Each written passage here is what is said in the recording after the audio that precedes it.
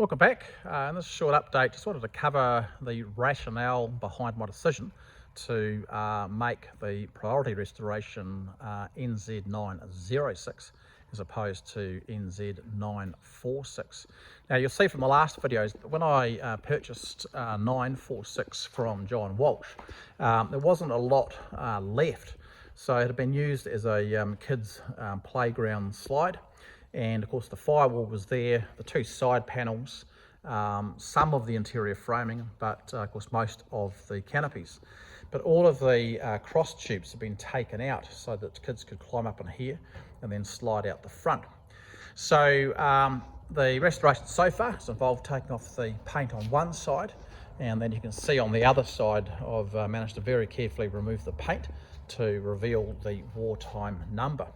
So it would have been a bit of work to restore that as a flight simulator, whereas NZ906 is more complete, and of course all of that cross framing and tubing is in place, so it'll be much easier to connect the control column through there, that rod that runs from fore to aft, as well as the seat and the rudder pedals. They will all slot in quite easily.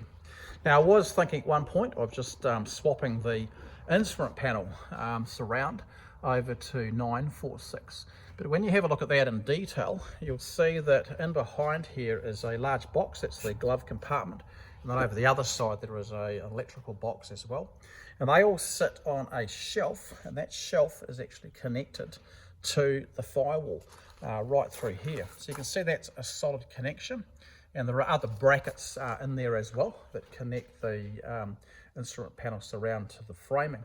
So if I was to transfer that over to 946, if you have a look here, they rip that out. So all of these holes through here are basically where they've ripped out the instrument panel surround, plus we've got that big hole. So it absolutely doesn't make sense to move it over from one aircraft to the other.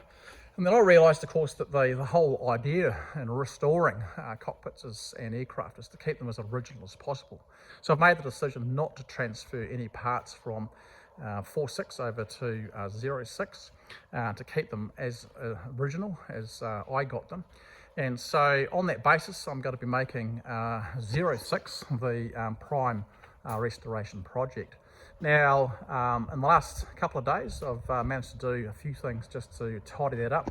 I've taken out a bit of a dent on the starboard side of the firewall, and I also straightened out the instrument panel surround. This was basically pushed right back to here, so I've been able to manage to pull that back. And then the other thing is I've put in the windscreen and also the cockpit canopy. Now, the windscreen I had from a part that was donated by John Saunders. It had the bit that went right out to the front here, but it's different. It's a later model Harvard, and it came right back to this point up here, and there's also a reinforcing piece that went in there. So it would be obviously good to keep things original.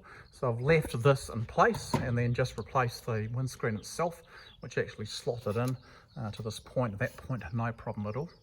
And then the back part, I took out the remains of the mid-section canopy and also the pilot's canopy.